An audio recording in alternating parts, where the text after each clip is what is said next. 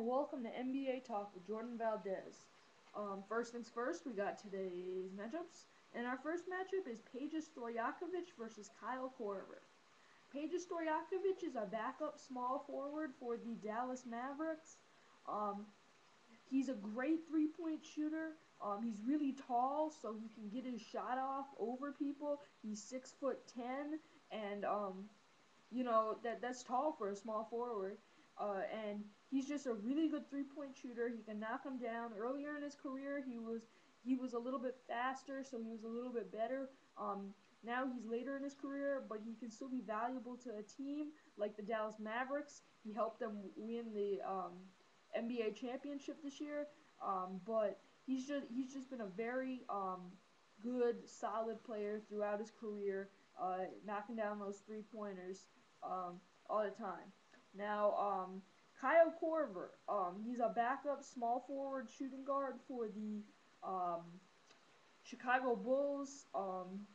He's just one of those knockdown shooters that can just hit threes all day. That's why I chose this matchup because um, they're both really good three-point shooters. Kyle Korver, um, he's um, he's just a very solid three-point shooter.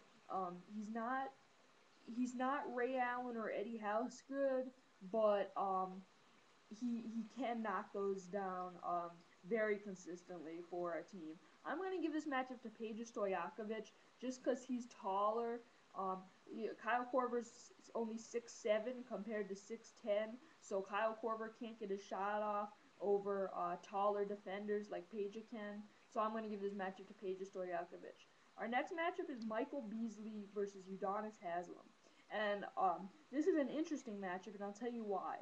Um, before LeBron James, before Chris Bosh were on the Miami Heat, when their stars were Dwayne Wade and Jermaine O'Neal, um, these two players had to fight for the starting power forward position um, that season. This was the season before the Miami Heat got their big three. Um, Michael Beasley was young. Udonis Haslem was almost a veteran.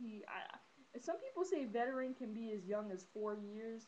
I say you have to be 7 or 8 years to be considered a veteran. To be honest with you, Udonis Haslem, he was older. He had experience with the Heat. He had championship experience playing with Dwayne Wade in the Heat back in 2006 when they still had Shaq. Um, Udonis Haslem, um, Michael Beasley could also play small forward, but the position they were fighting for was power forward.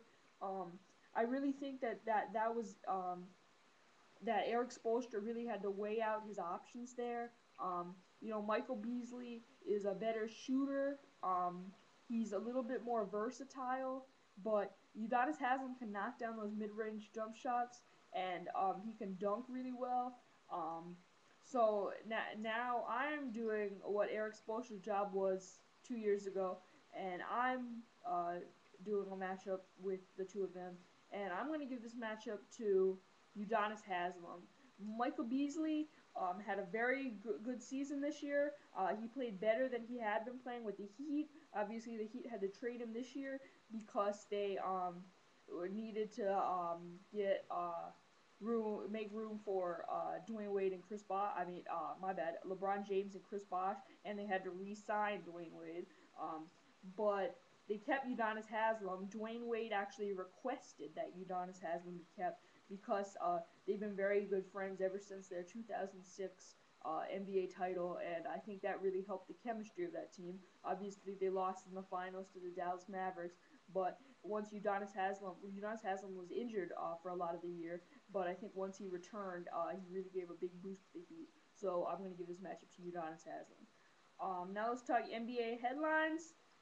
Yao Ming has retired from the NBA.